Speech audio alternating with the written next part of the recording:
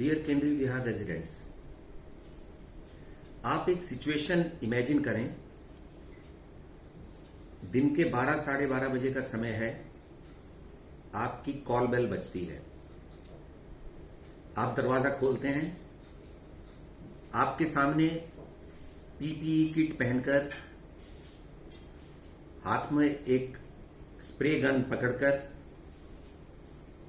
एक बच्चा खड़ा है। आपने पूछा, जी बताइए। तो बच्चा बोलता है कि जी, या लड़का बोलता है कि जी मैंने स्प्रे कर दिया है, आपका सैनिटाइज कर दिया आपका पूरा ब्लॉक, आप साइन कर दें।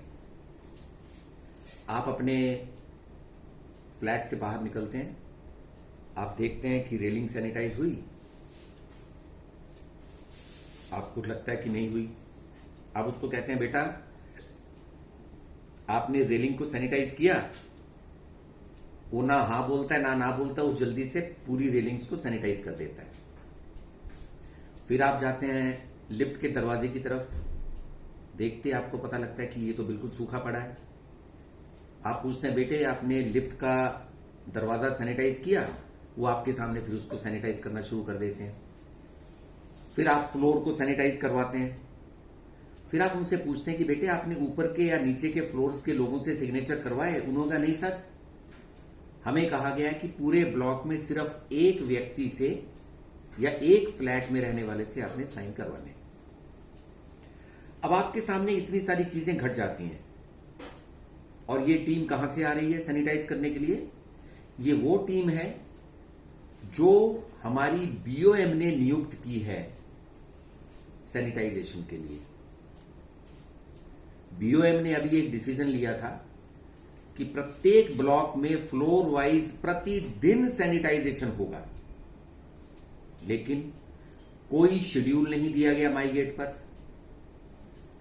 यह नहीं बताया गया कि कितनी टीम्स होंगी जो कि प्रतिदिन 120 ब्लॉक को कवर कर लेंगी। और even minutes of the meetings भी शेयर नहीं की गई, जिसमें कि उन्होंने इसका कॉस्ट की अप्रोक्सीमेशन लगाई। अब इन सर्कमस्टांसिस में जो घटना मैंने अभी आपको बताई, क्या आप आश्वस्त हो सकते हैं कि जो टीम सैनिटाइज कर रही है वो जब आपसे सिग्नेचर करा के लेके जाती है तो क्या उसने पूरे के पूरे चारों फ्लोर सैनिटाइज किए होंगे? क्योंकि अगर आपने चलिए अपना फ्लोर सैनिटाइज करवा भी लिया एक बार उससे बोलकर, तो और आपने साइन कर दिए, तो आपने साइन किए पूरे के पूरे ब्लॉक के बिहाफ पर, और उसी साइन को अपना एजेंडा बनाकर बीओएम में पूरे का पूरा बिल पास हो जाएगा। तो क्या ये सैनिटाइजेशन का पर्पस सॉल्व करता है? क्या ये सैनिटाइजेशन के नाम पर एक commercialisation of a noble cause नहीं है? ये कहानी शुरू कहां से हुई?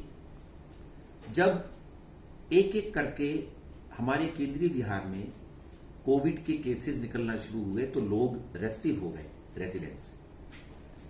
लेकिन बीओएम तो उसी तरह से अपने आंखें बंद किए पड़ी रही।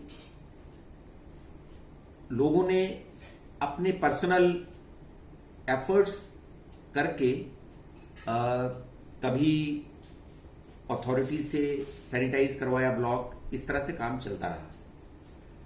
फिर अचानक पुनीत फूली जी हैं एक हमारी रेजिडेंट, वो असल में सैनिटाइजर्स को ही डील करते हैं। तो उन्होंने कुछ लोगों के साथ मिलकर एक आइडिया फ्लोट किया कि जी मैं आपको बिल्कुल रॉक बॉटम प्राइस पे अपना सैनिटाइजर उपलब्ध करवा दूंगा। मैं जो स्प्रे गन है वो मैं फ्री में आपको उपलब्ध करवा दूंगा। आप चाहें तो मैं आपको वर्कमैन भी दे दूंगा, और आप चाहें तो ब्लॉक के कुछ वॉलंटियर्स उसको खुद स्प्रे कर लें।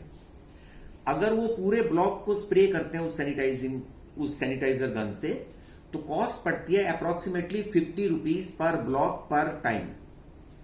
लेकिन अगर कोई आदमी इंप्लॉय किया जाता है तो पर ब्लॉक खर्चा पड़ता है करीबन 250 रुपए। तो लोगों ने उसको करवाना शुरू कर दिया। और जब ये चीज शुरू हो गई केवी2 में, तो बीओएम का क्रिटिसिज्म होना शुरू हुआ कि बीओएम क्यों नहीं कुछ करवा रही। अब बीओएम ने अपना दिमाग लगाया। उन्होंने सोचा, यार मौका मिल गया है, let's do it. And they commercialise the entire noble cause. उन्होंने अचानक डिसीजन लिया कि अब हम इसको हम करवाएंगे।